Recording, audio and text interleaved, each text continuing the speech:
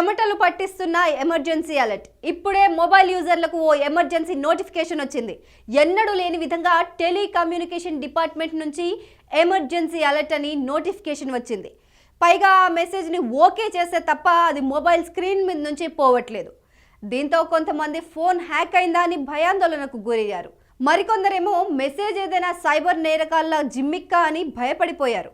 దానిని ఓకే చేస్తే ఏమవుతుందో అని డైలమాలో పడ్డారు. కానీ విపత్తు నిర్వహణ, పబ్లిక్ సేఫ్టీలో భాగంగానే ఈ టెస్ట్ మెసేజ్ పంపినట్లు అందులో స్పష్టంగా ఉంది.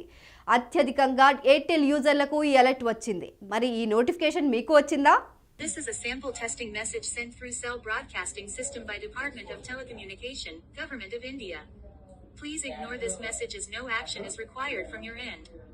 This message has been sent to test Pan India emergency alert system being implemented by National Disaster Management Authority.